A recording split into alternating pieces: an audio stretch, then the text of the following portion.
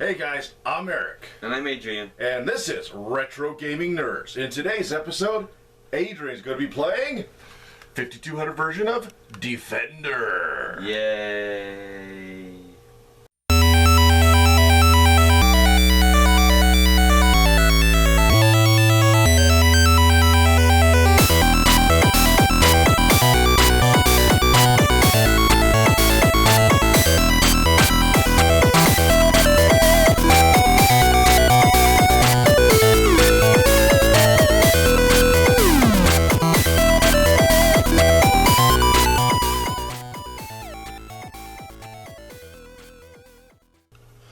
Alright, Adrian, turn on the game system. Yay.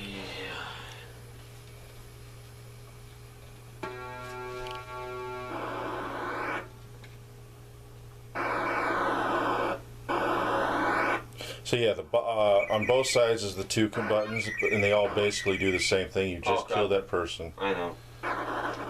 It ran into you. The bottom one is to shoot the lasers. This top one on both sides is to shoot the bomb. And button 1, 2, and 3 all give you warp ability. Dang it. You're supposed to save the people, not kill them. And they don't even run into me and I die.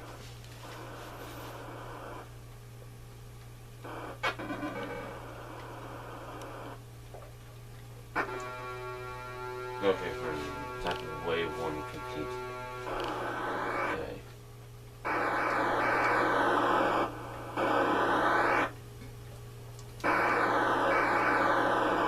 Landmines.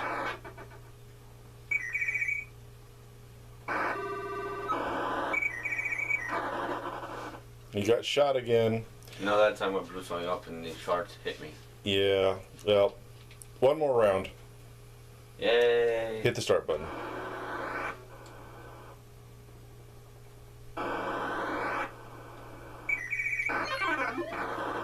Well, you saved the person at least.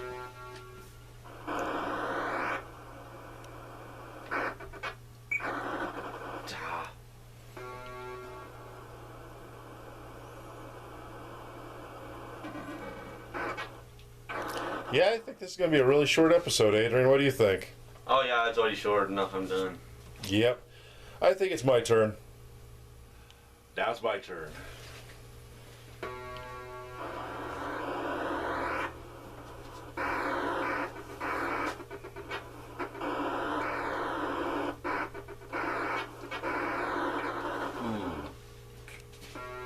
Yep.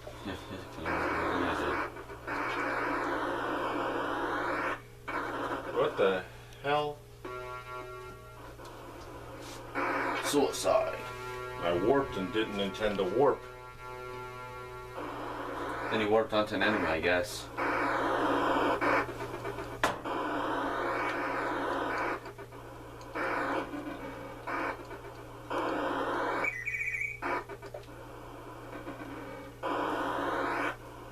Oh, damn it. Game over. At least I made it 2 rounds. Ah, butthead. I made it 2 rounds also. Well, I made 1 round. I had the second round. I could have saved some of those humans if it weren't for these lasers traveling right through the enemy. Yeah, well, it's not that they travel through the enemy, it's just that the game is pretty difficult. Mm-hmm. Even the arcade was known as being exceptionally difficult.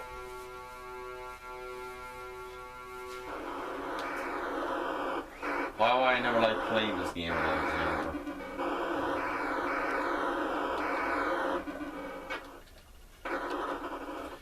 And the difficulty gets ramped up with a really crappy controller. Alright guys, Adrian and I just got done playing Defender for the Atari 5200. Adrian, your review. It's not that good. I've never been good at those type of side-scroller games like Defender. We have to fly around and try to react fast enough to get to the people. Never been good at those games. So, what about the graphics? They were a bit better than the Defender 2. You can actually tell this ship. It has a bit more enemies on screen at one time. Plus, also you can tell when you're warping. You don't even need to go to a warp zone this time. You can just push a button and warp at your own will. Plus, you can also like oh yeah, there's also one new enemy, the guy who pretty much goes down to the screen, dropping those little minefields. That adds a bit more difficulty and adds and everything else, and makes it a bit better, I guess, in terms. Plus, also there's one more thing. Oh yeah, the people, their sounds.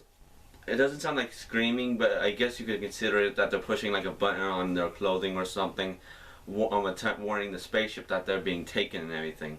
That's why you hear a blah blah blah thing. Spoiled by modern gaming, where there's actual audio clips. So, what about controls? They suck. The ship reacts too slowly. You need to move the joystick a bit faster, and move it. Push it a bit harder on the to the edge, so it actually reacts in time. And also activating the bomb and everything.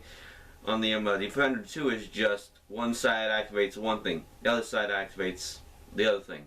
Now there's about 4 buttons, and each side of the same buttons and same controls. Which means if you were accidentally try to push the bottom one, you could accidentally push the top one, which is the bomb. See, that's the one thing. There's a lot wrong with the Atari 5200 controller. One, it's analog with no self-centering mechanism. Whereas, like on modern controllers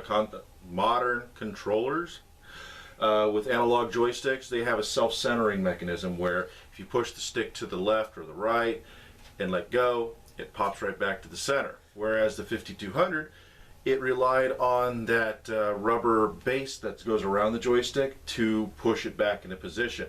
So if you push all the way to the left, that little rubber would do just a little bit of a push, but you're still not accurate. Defender was also one of those games that, with a digital joystick, which they are available from third-party developers, and there's special adapters out there that are rare, it would have played better. But with the analog stick, like Adrian was saying, you got to go to the far sides to make your ship actually do anything that you want it to do. I'm thinking Atari wanted to create some kind of momentum feature there, but it didn't happen. But again, another problem, of course, like Adrian said, is the button layout for the fire and bombs. Now, Atari decided for some reason that they're going to put the A and B buttons, lack of better terms, the 2 fire buttons on one side, and then on the other side, mirror them or mimic them, where the bottom set on each side would be one button, and the top one would be the other one. Instead of going like both buttons on this side will be this fire mechanism, and this 2 buttons on this side will be the other fire mechanism. No! They did something stupid.